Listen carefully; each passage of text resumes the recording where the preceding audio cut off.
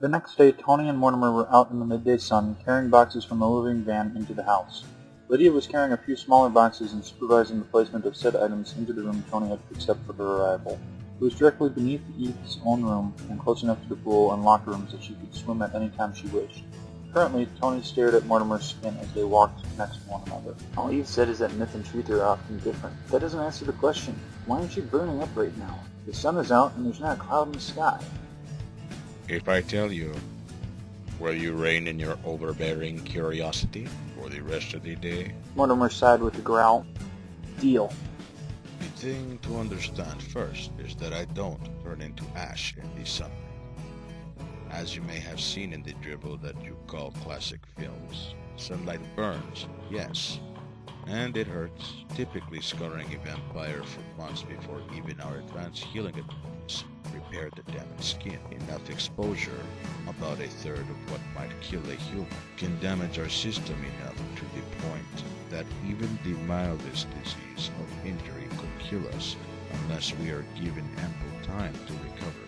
As some of your people have a certain gene that causes their ears disease, our turning places a few mutations into our genetic structure, one of which is a similar gene and actually might be a aggravated form of it. Typically, after other forces, such as disease, will have already killed us prior to the final stages, although our body will still carry out said process.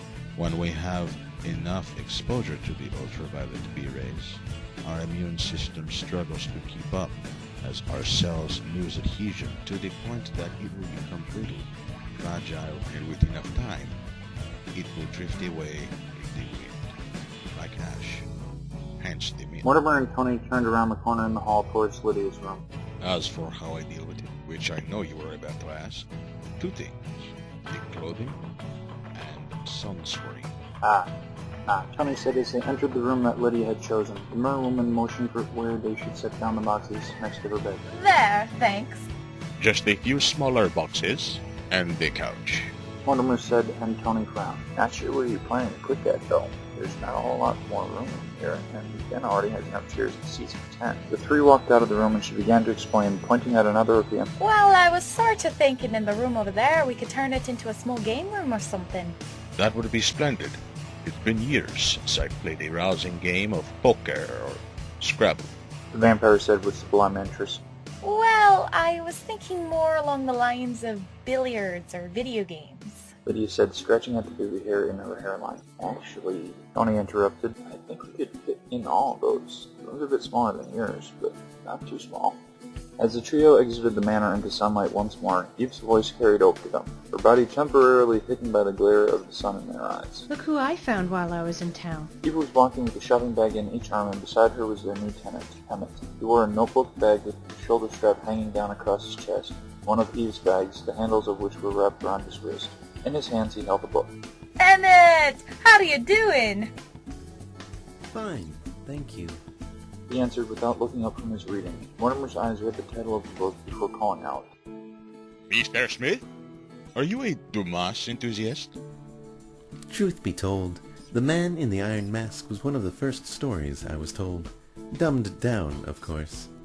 I only recently finished it, and The Three Musketeers, and am now on to the Count of Monte Cristo, as you can plainly see. He looked up from the book for a moment, an eyebrow raised in curiosity as he read. The prisoner's first feeling was of joy at again breathing the pure air, for air is freedom. You, according to my research, may have inspired a great deal of the novel due to your encounters with the author. Is that not correct? Eve's eyebrows narrowed as she looked over at her servant. Lydia and Tony, however, looked at him in shock, mirroring the expression already on his face. Recovering, he replied, Your sources are remarkable.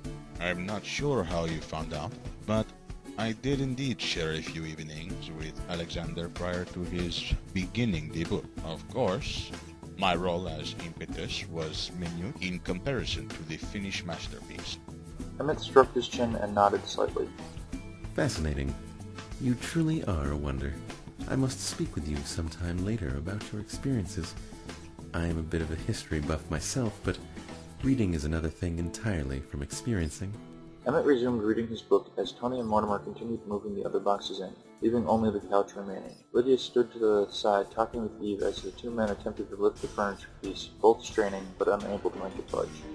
"Was this thing made out of lead?" Tony asked incredulously as he wiped sweat from his brow. Mortimer too looked a little exerted, though not nearly as much as a management caretaker. Lydia, I'm afraid that without the equipment such as the movers had, we shan't be able to bring this in.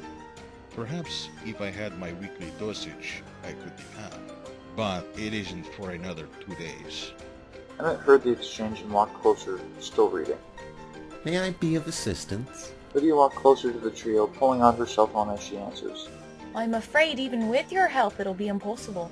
I'll call the movers back. Suddenly, before she could even press the first digit, Emmett shut the phone with his free hand.